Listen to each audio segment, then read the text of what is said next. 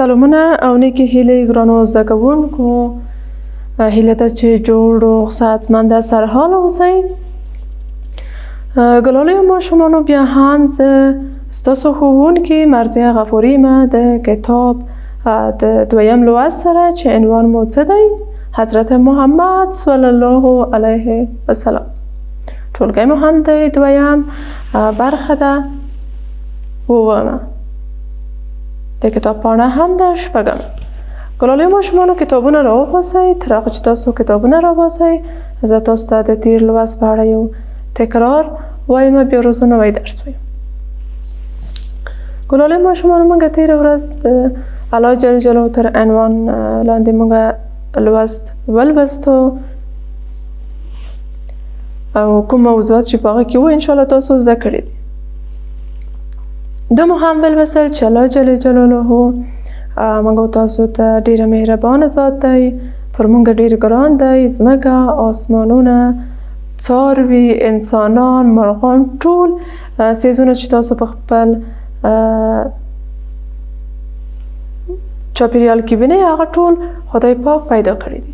او د دې ترڅنګ د کتاب فعالیت و چې کلمې مو په توري اړولې، بیا په کتابچو کې هم لیکلی. انشاءالله چې دا کار هم تاسو کړی دی.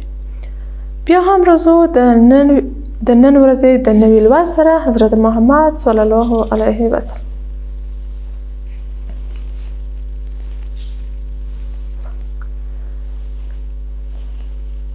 ګلالیو ماشومانو، تاسو ګورئ د کتاب پاڼه ده شپږمه چې دا لوست تاسو ته لولم، خو مخکې له هغې تاسو ته یو انځور ښیم. تاسو په دې انځور کې څه وینئ؟ ما ته ووایئ. بیا د خپل لوست وړاندې بیا ګورئ ګلالیو ماشومانو، انځور کې یو څه تاسو وینئ؟ آفرین. انځور کې څه ده؟ یو ښکلی ماشوم دی او د ده سیوری ده. تاسو ګورئ په ډېر ښکاره توګه دلته معلومیږي د ده سیوری ګورئ. تاسو په ذهن کې به څه راغلی چې دا ما ولې تاسو سره وړی دی؟ د دې لپاره چې د نن ورځې لوست مو څه دی؟ د حضرت محمد مصطفی صلی الله علیه وسلم په اړه. نو ما د هغه د معجزو څخه یوه معجزه تاسو ته راوړې ده، هغه تاسو ته وایم چې د هغه یوه معجزه دا وه کله چې هغه درېده، هیڅ کله هم د هغه سیوری په ځمکه نه معلومېده. تاسو ګورئ د ده ماشوم سیوری ښکاري. خو تاسو هم که دغه اوس د باندې وځئ حویلي ته، یا هم همدلته تاسو اوسئ او د چراغ رڼا وي، تاسو خپله سیوري په دیوار کې یا په اتاق کې تاسو لیدی شئ. خو د حضرت محمد مصطفی صلی الله علیه وسلم سیوری هیڅ کله هم چا لیدلی نه وه، په ځمکه هیڅ کله هم نه معلومېده. نو دا مې د دې لپاره تاسو ته وویلې چې تاسو د خپل د پیغمبر یعنی حضرت محمد مصطفی صلی الله علیه وسلم سره چې ډېره زیاته مینه لرئ، د هغه په اړه یو څه معلومات ستاسو زیات شي.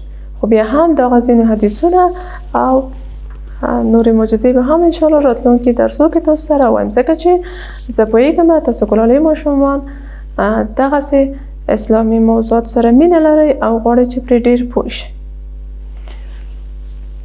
د بسم الله الرحمن الرحیم په ویلو سره خپل لوست پیلوو. د لوست عنوان مو څه دی؟ حضرت محمد صلی الله علیه وسلم. تاسو ماته د دغه یعنې د حضرت محمد صلی الله علیه وسلم د نوم توري ماته ووایئ. آفرین. کوم توري کارول شوي دي؟ اول راځو د حضرت کلمه. د حضرت په کلمې کې کوم توري کارول شي؟ څوک یې ماته وایي؟ دلته وګورئ، تاسو ته یې لیکم.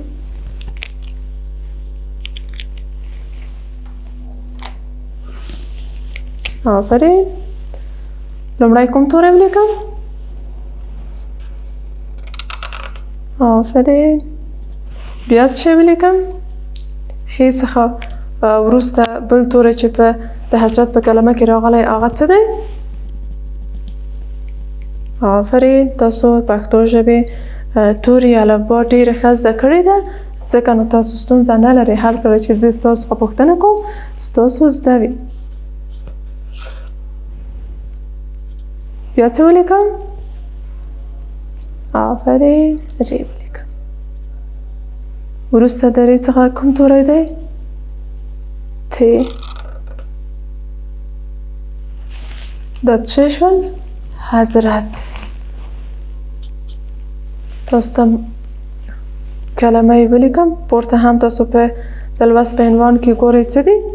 حضرت. بیا هم تاسو ته دلته لیکم. تاسو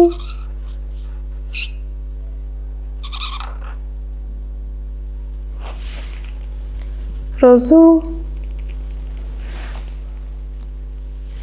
دا لیکو. دلته کوم توری کارول شوی دی؟ آفرین، میم. بیا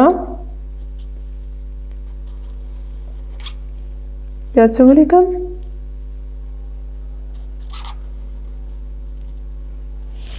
دال. دا څه شول؟ محمد.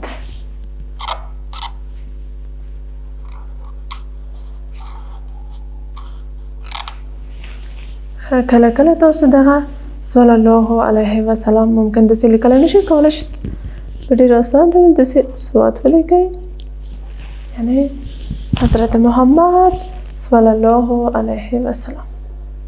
انشاءالله عنوان تاسو ته واضح شو، ستونزه پکې نه لرئ.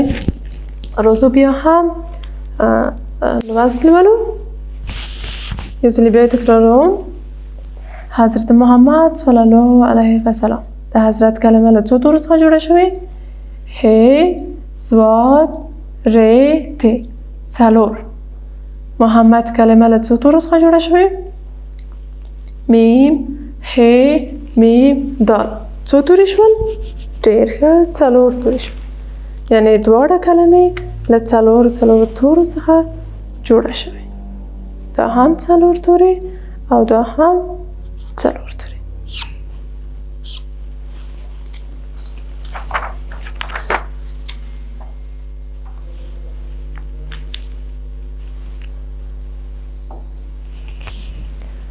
تاسو ته لوست لولم. په دې لوست کې تاسو څه زده کړئ؟ د تورو ترتیب زده کړئ، یعنې چې ستاسو لیکل سم شي، او بل دا چې تاسو سمې لوستلی شئ.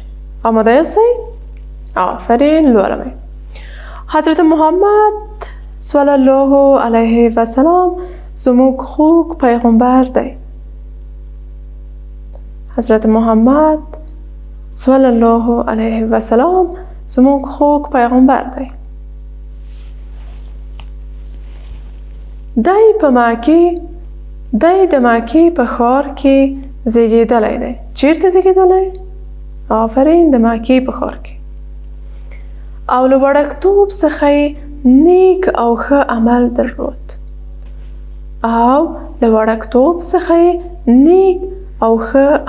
درلود. انشاءالله زده شو. او له وړکتوب څخه یې نیک او ښه عمل درلود. تاسو وګورئ که لویو ماشومانو، زه تاسو ته یو ځل بیا یې لولم، بیا وروسته د هغه کتابچې کې تاسو ته کار کوم. حضرت محمد صلی الله علیه وسلم زموږ خوږ پیغمبر دی. دی د مکې په ښار کې زیږېدلی دی او له وړکتوب څخه یې نیک او ښه عمل درلود. تاسو وګورئ، دلته تاسو ته لیکم کومه کلمه تاسو ته په تورو کې واړوم؟ سمه ده، همدغه زموږ کلمه تاسو ته تورو کې واړوم، ځکه چې موږ د تورو ترتیب ولوستو. زموږ کلمه چې زه کله تلفظوم تاسو ګورئ،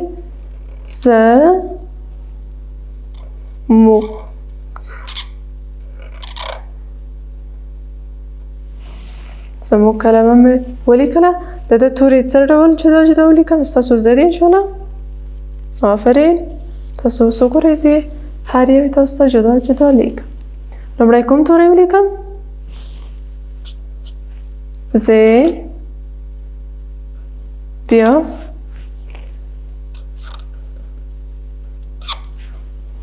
واو، گ. زموږ. ګلالۍ ماشومانو دلته شاید تاسو ذهنونو ته پوښتنه راغلې چې موږ خو دا زموږ وایو او ښوونکي څنګه زموږ وایي. خیر، په ځینو سیمو یا ولایتونو کې دغه توری ژ تلفظیږي، ژ ته ورته تلفظیږي او په ځینو کې هم ګ. زموږ، زموږ، تاسو هر یوې چې ووایي سم دی. کله چې زه لیکمه، کله چې زه تلفظومه زموږ، همدغه ډول لیکمه. کله چې زموږ هم وایي همدغه ډول لیکل کیږي. یعنې په لیکلو کې تغییر نشته، خو په لوستلو کې یا په ویلو کې په ځینو سیمو کې دغه متفاوت تلفظ کیږي چې انشاءالله تاسو په تشویش نشئ چې زموږ ښوونکي داسې تلفظوي او موږ داسې. ستاسو هم سم دی، هر ډول چې تلفظوئ سم دی، که زموږ وي یا زموږ.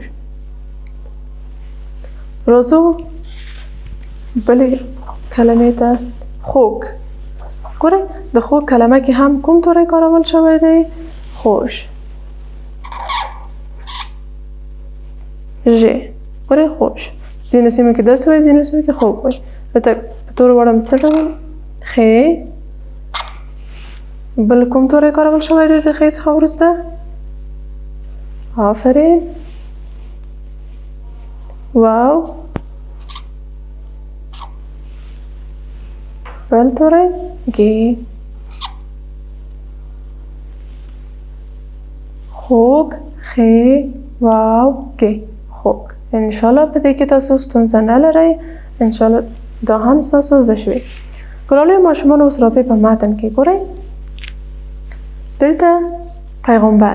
پیغمبر زه تاسو ته په توری نه واړوم. تاسو کولی شئ تر دې ځای چې موږ لوستی دی دا تاسو خپله په تورو واړوئ. کلمه لومړی ولیکئ په کتابچې کې، بیا یې په تورو واړوئ. ما تاسو ته څو کلمې لکه حضرت، محمد، زموږ، خوږ، دا کلمې ما تاسو ته په تورو واړولې.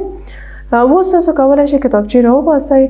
دغه نورې کلمې چې دي لکه مکې یا هم ښار، زیږېدلی، وړکتوب، نیک، ښه، عمل، دا ټولې کلمې لومړی تاسو په ترتیب په دې ردیف د کتابچې کې ولیکئ. بیا وروسته ما څنګ ته د هر یو توری جدا جدا ولیکئ تر څو چې تاسو املا هم سمه شي او تلفظ او لوستل مو هم سمه شي. په دې ډول ګرانو زده کوونکو دا د نن ورځې لوست تر بیا چې د نوي لوست سره تاسو په چوپړ کې حاضرېږم. تاسو لوی او بښونکي خدای ته سپارم. علم عمل شه.